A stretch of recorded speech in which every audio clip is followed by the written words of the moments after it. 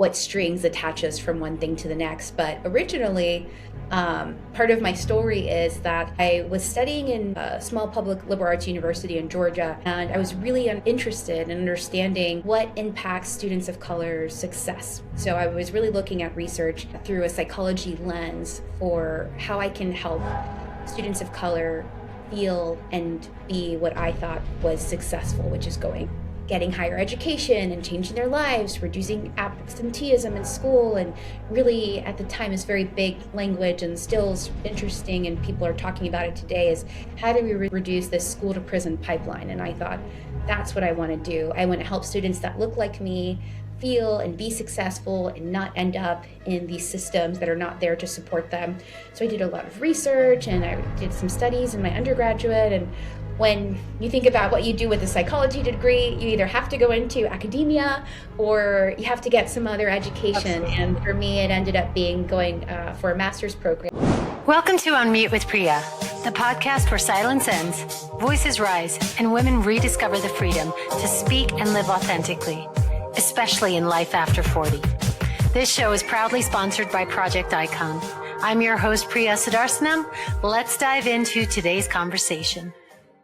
Today on Unmute with Priya, we are talking with Raisa Martinez. She is the Regional Director and Certified Transcendental Meditation Teacher with the David Lynch Foundation.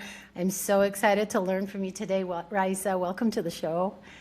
Thank you. I'm excited to be here.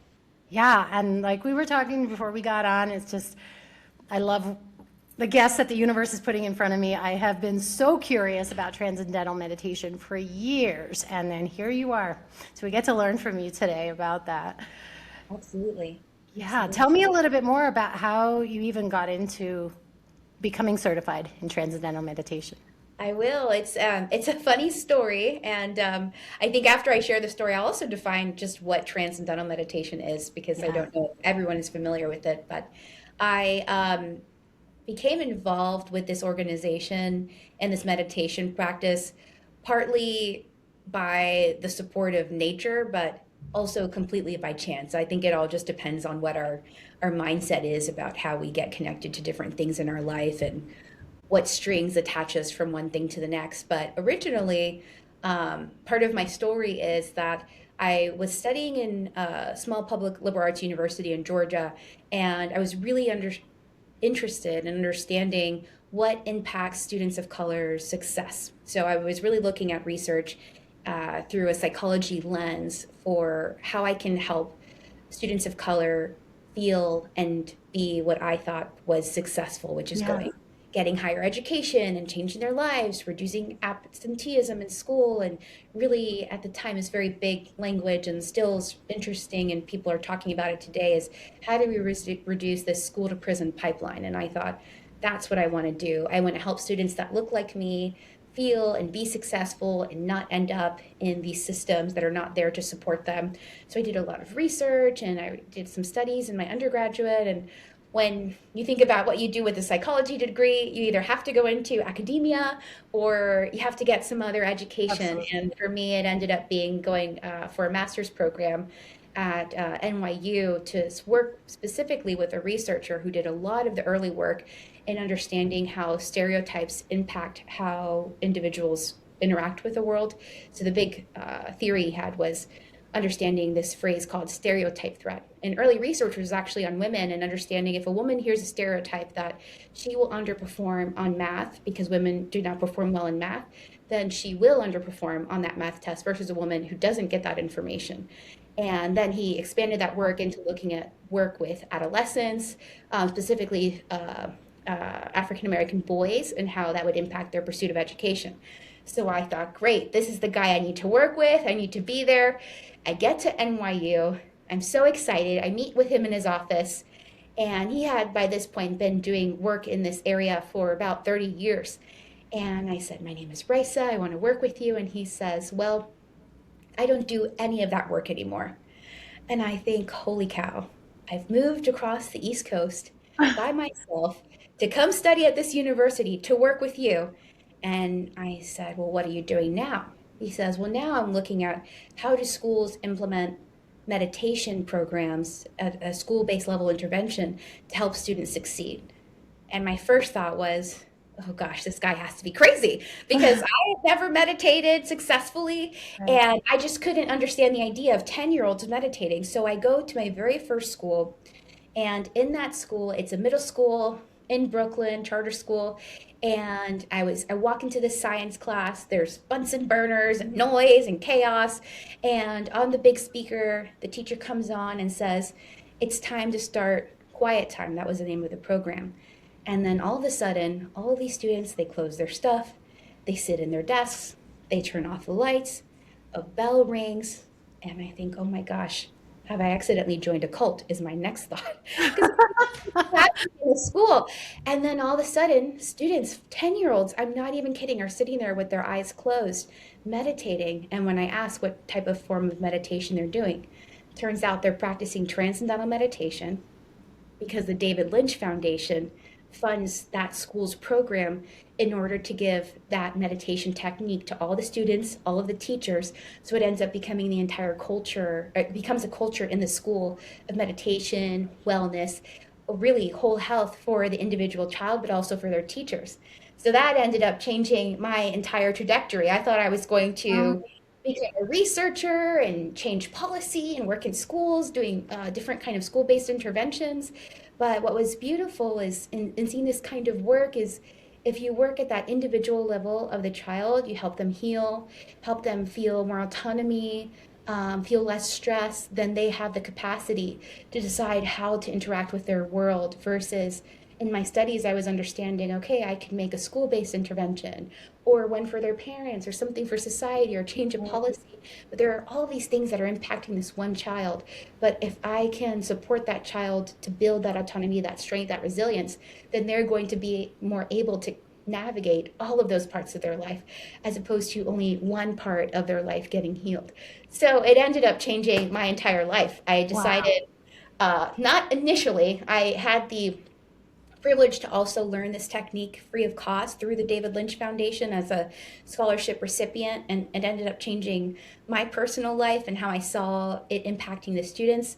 It really showed for me I can't just sit behind a desk the rest of my life publishing research. I want to be there with the students, with the community, really doing something that I felt at the time and I still feel to this day can really give someone that resilience they need to build that strength in whatever version they think that's for their life, not just what I perceive as being successful in one's life.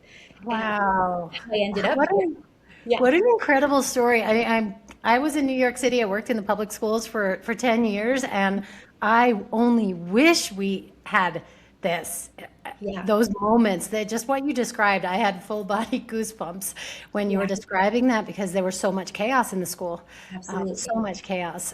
Absolutely. So, yeah, and then like you said, I think to even explain what transcendental meditation, I kind of want to go into talking about some myths around it because people have Yeah. conceptions around it. But first and foremost, what is transcendental meditation? I have limited background on it. What I know of it is I think that the Beatles studied it That's under, right. right? Okay, so I have Yes. the right one. So yeah, share a Yes. little bit more about what transcendental meditation is. Absolutely. So, for that fun trivia fact, the Beatles did study under the founder of TM, Maharishi Mahesh Yogi, and they had met with him in his ashram in India and studied under him for many, many years. And I think the pop culture knowledge out there, their song Across the Universe references Maharishi Mahesh Yogi and his teachings. So, that is fun trivia. For any trivia listeners here, they'll know the Beatles and Maharishi spent a lot of time together in an ashram with transcendental meditation. But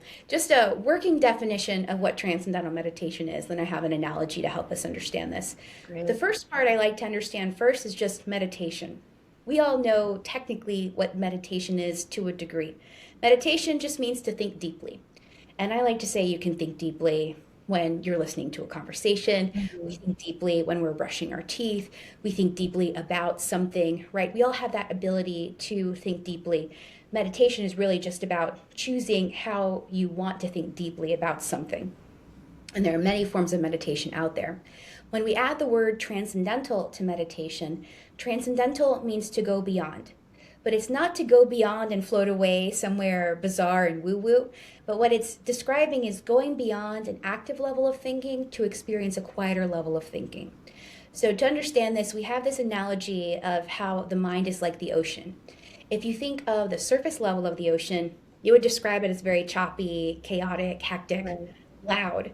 But if you were to do a cross-section of the ocean, you would find that the bottom is more silent, it's more still. If we think of our mind, we live on this very active, choppy place. We like to say it's the gotta mind. I gotta do this, I gotta do that, I gotta make a list, I gotta write that list. Where did I put that list, right? We're constantly at this active surface level. But within our mind, we also have quieter levels of thought, and we have that source of where our thinking comes from. So when we say go beyond to think more deeply, we're saying we're going beyond that active, very conscious level of thought to experience quieter levels of thought. And naturally, what will happen is as the mind starts to turn within and settle down, we'll find that the body also starts to settle down. And transcendental meditation in of itself is not a practice where we have to evaluate those level of thoughts. We don't have to address why I have a certain kind of thought, or why am I having this or that, or I don't have to try to create a physiological response. It's going to happen in a way that's natural. This technique has also been around for thousands of years, so we didn't just create it over the last 50 years that it's become more popular for the celebrities and other individuals to come in, but it comes from the Vedic tradition in India and has been passed down from teacher to student for thousands of years. And I know there's also some very interesting stuff online, but what I always like to say is also online you'll find that the earth is flat. And yeah, exactly. no, technically, right. You go into the Google abyss, right? Yeah. Yeah. So that's kind of that basic working definition of what transcendental meditation is. Thank you for sharing that. And like I said, I wanted to talk about some myths because I started meditating probably only in the past 5 years. And I had, for that first year, it was a ton of gotta. As soon as I sat in meditation, it was like the busy mind. And just with other people, when I've talked about meditation, there was some resistance to it because there was this belief that you're invoking something that's outside of you. And meanwhile, from what I understand, you're going within yourself. Exactly. So tell me a little bit more about, so we can debunk some of these myths for anybody who's listening. Absolutely. Yeah. And the first thing I'd like to highlight around meditation in general is that because there are so many different forms of meditation out there, it takes every person a little bit of time to figure out which meditation works best for them. And I think what's important to acknowledge is that because we all have such different lives, we all have such different physiologies, certain meditations are going to feel more comfortable for our nervous system versus other meditations might have the opposite effect in our nervous system. So it's really important first is to address what is it that I want to get out of meditation?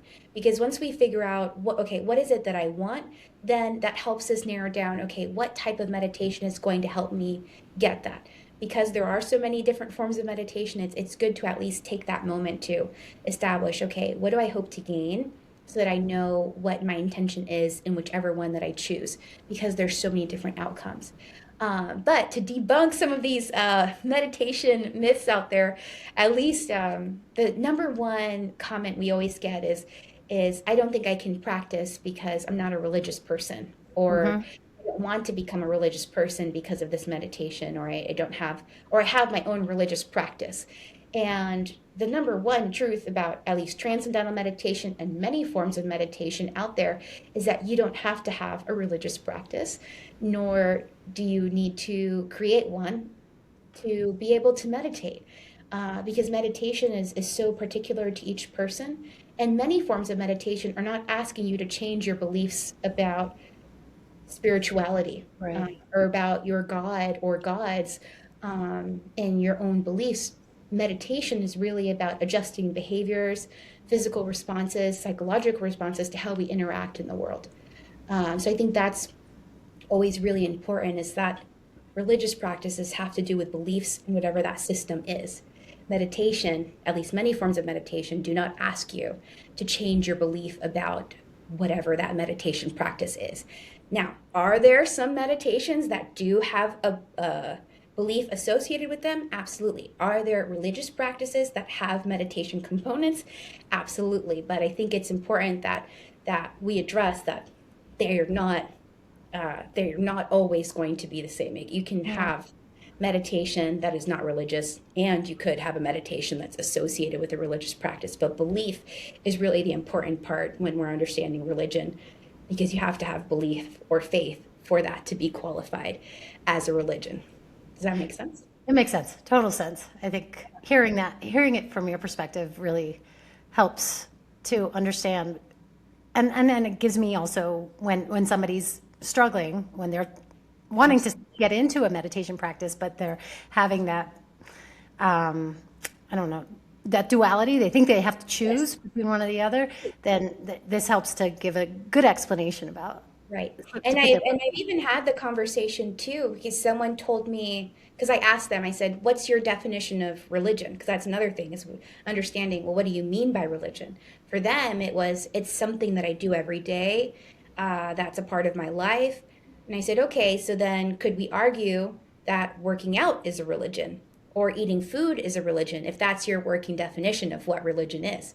And then it helped them think about it in another way. So I believe also we as the individual have the responsibility to understand, well, what am I actually saying? And that we can probably say about many things in life, right? Is Absolutely. what am I actually saying and asking with whatever the point is that I'm trying to get across. So Yeah. that's what I'd encourage, is curiosity around how we're understanding something and what we define that something to be. In this case, it's religion.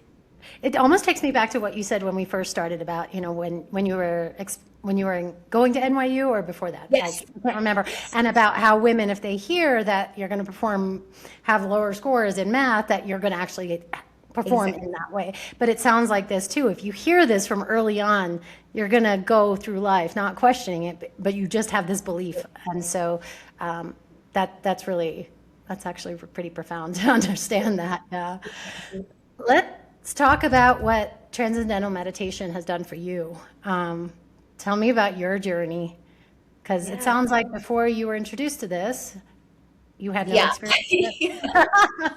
Yeah, I was I joke when I first shared, I thought, oh my gosh, have I accidentally joined a cult? Because it is jarring to see children and people just at that point. For me, it was buying into some like fad that people are doing. Oh, is this just some group think? Everybody's doing it, and but my teacher never sold me to say like, oh, you have to do it because of XYZ thing.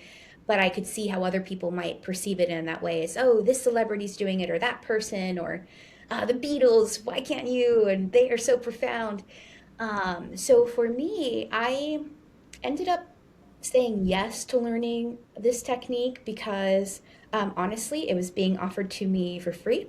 Yeah. And I was a graduate student. I did not have a lot of money. And I thought, well, I guess it couldn't hurt to learn something new. At that point, I had tried yoga, I had tried some mindfulness techniques.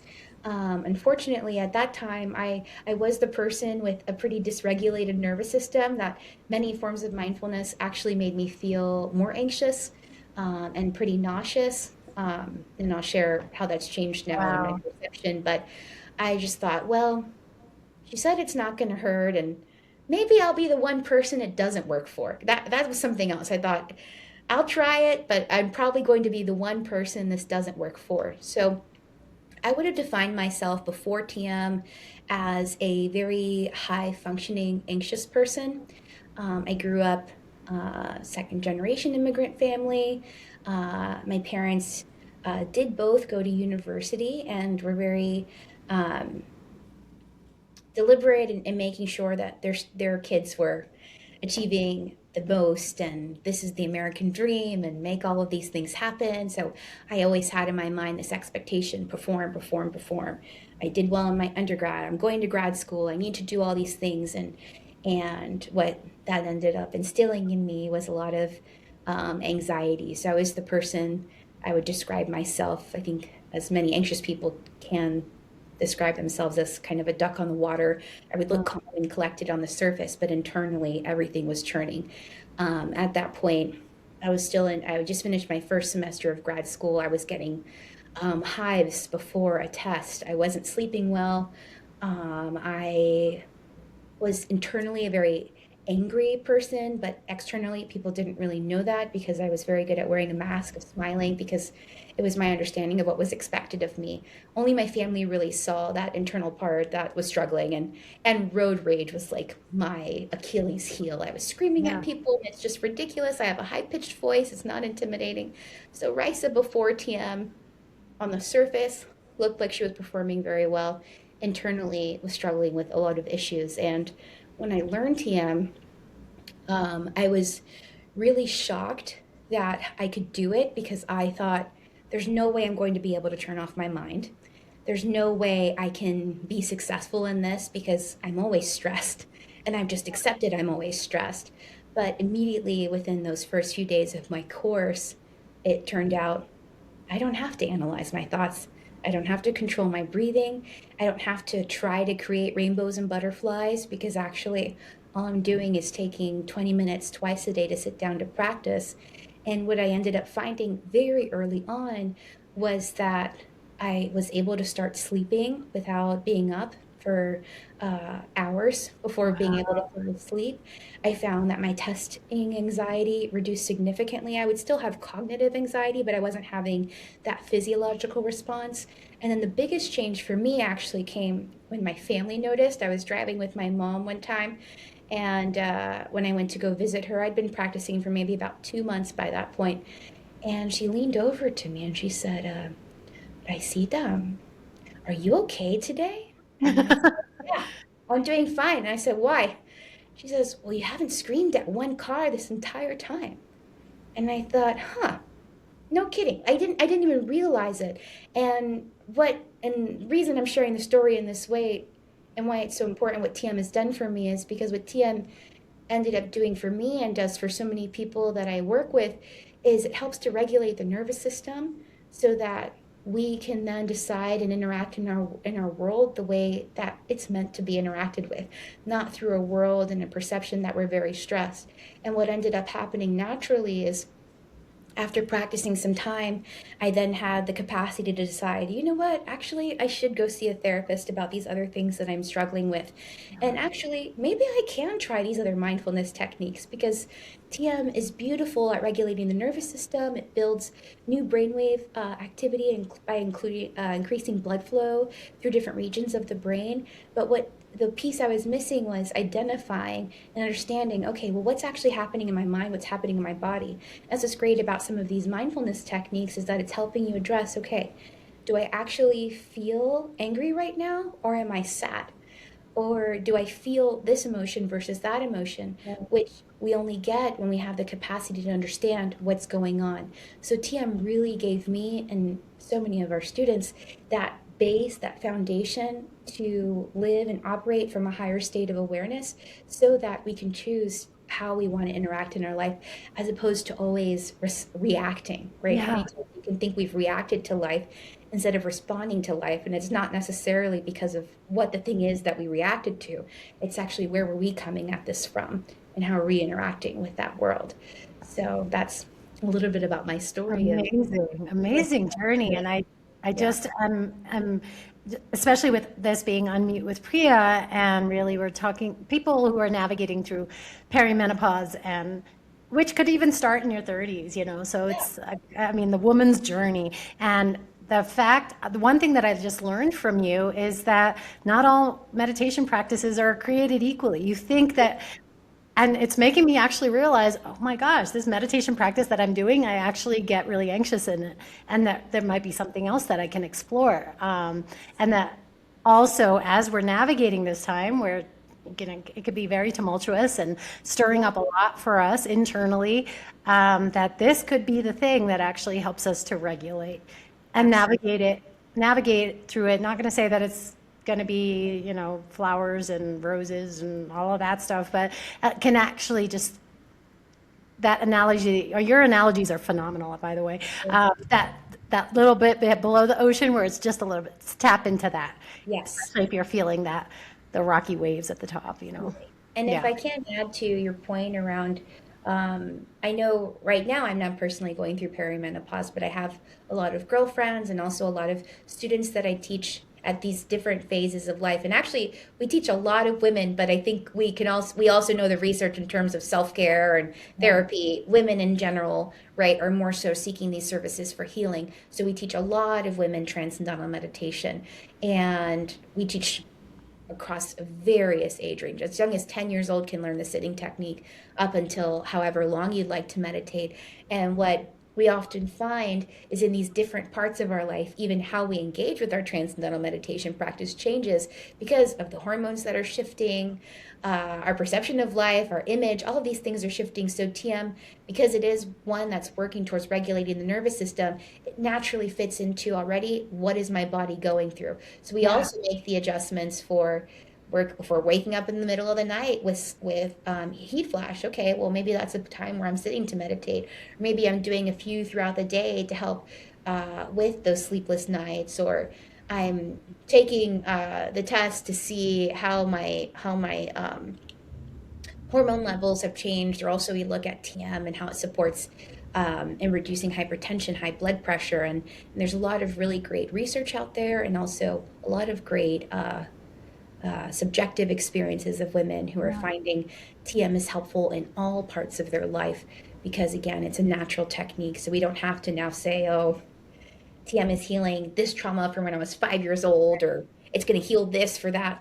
No, our bodies are already intelligent. It has that ability to heal when given the right amount of rest. I like to, Amazing. one more analogy, if I may, before the next Yeah, question, please. is this analogy of when you break your bone. I've never broken a bone, but you see people, they break their bone, they put it into a cast. Automatically the bone heals itself, right? We don't have to sit there thinking, I gotta fix my bone, I gotta fix my bone, please fix my bone. No, your body just needs the right condition of rest, and it has the intelligence already to heal whatever that abnormality is. So because in TM we're giving the nervous system that opportunity to profoundly rest, then it's going to kickstart what it already naturally wants to do, which is to heal any kind of abnormality that exists. So that's why we find that in all parts of our life we can access and find the benefit of TM, because our body is already naturally trying to find that state of homeostasis. It just needs that reminder of how to do so. That's why we say TM is really for anyone, everyone, at all parts of our It life, sounds like because it. it's natural. Yeah. Mhm. Let's talk about the work you do and Sure. at the David Lynch Foundation. So tell me a little bit more about how you support people and how can people get involved too? Absolutely. So, the David Lynch Foundation, we have three offices. One is New York City, Washington, D.C., and Los Angeles.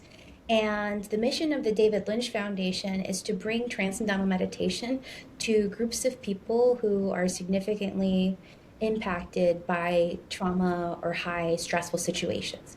So, our primary areas that we serve across all of our region are first responders. So, those are going to be our firefighters and police officers, healthcare workers through our Heal the Healers Now program, and communities of high violence.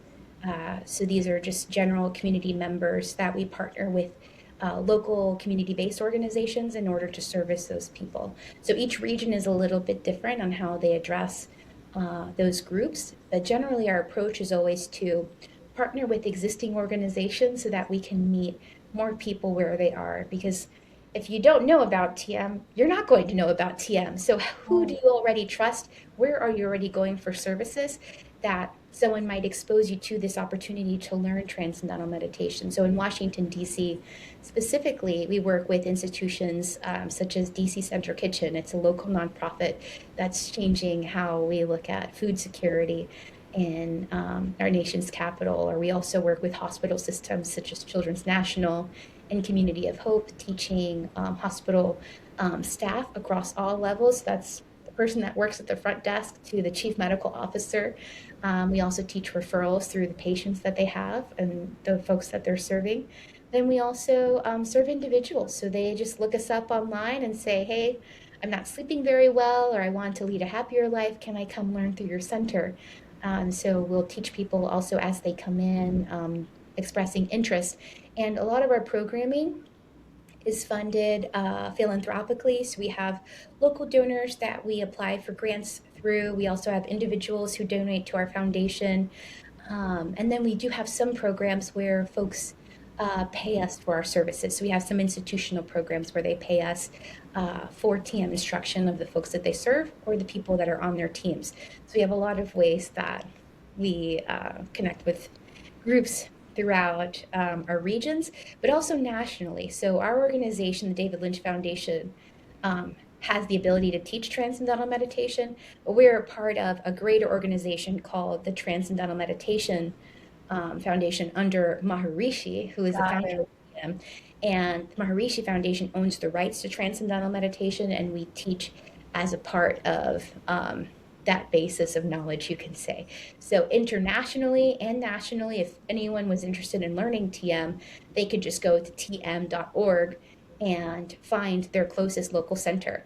And if you happen to be in New York City, Washington, D.C., and Los Angeles, and you fall into any of our program areas, you can apply to learn with our offices for free. So our office is very adamant of making sure TM is accessible to everyone. And even so, learning at a local center, folks can still learn at affordable prices. It's always based on household income, and every center always has scholarship funds to make sure that people can access this technique, because everyone deserves the ability to feel better and live the lives that they want to be living. And we can only do that when we're working from a version of ourselves that's regulated. So, yeah. Amen to that. What an amazing mission. And the fact that Yeah. it's international. I Yes. mean, the healing starts from each one of us. And I feel like, especially what's going on in the world today, we need more of this. And Absolutely. if people can just find that time, those few minutes, and just to really ground down, then you're contributing to the healing of what's going on. It Yes. might not be immediate. We might not see it immediately, but at least we're part of this bigger mission. So I'm just blown away by this, and like I'm so I'm grateful to be one teacher that gets to share this, and you'll yeah, hear from many teachers across the United States and internationally. It's so many similar stories, and that's, I think we can attest that to just the status of humanity, right? We have so many more things in common than we have that separate us, absolutely. and how important it is to access that same field of possibilities that exist in every human being and in nature. I absolutely love this conversation. I feel like I could keep talking with you. It's so great. Yeah. So I'll make sure to put all those links that you shared in Yes. the show notes, so anybody can reach out and Yeah. start exploring transcendental meditation. And for that person who is listening to this episode, whether anybody who's listening to this episode that is curious, wants to start meditating, has no clue, or just feels very intimidated by it, or has heard those myths that we were talking about earlier on, what would you say to them, that person who's listening today? Yeah, I would say if you're willing to take a chance to be more curious, is to just ask questions. Even if we are skeptical, that's okay. It's a part of life. And if you've held back before, my motto is always just ask more questions. If we ask more questions, then we get the answers to them. But if we don't ask them, how could we possibly know what the truth is if we don't ask? So that'd be my thing, is ask the question, connect. And I can speak at least for the TM organization. All of the TM teachers are so kind and wonderful, and want people to feel good. So they're always happy to answer questions and support I love everyone. that. Ask questions. Knowledge is power. Yes, Yeah. absolutely. Absolutely. Thank you, Raisa, for being Yeah. here with me today. Thank you for sharing this very amazing practice. I mean, I got like a snippet of it, but I feel like I got a lot from you today. So thank you. Absolutely. Yes, thank you. And of course, I'll share all the details and links and things for you to include. And of course, for you and also the listeners, if they even have direct questions, I'm always happy to help direct people anywhere they need to go as necessary. Amazing. Thank you so much. And this show was brought to you by Project Icon.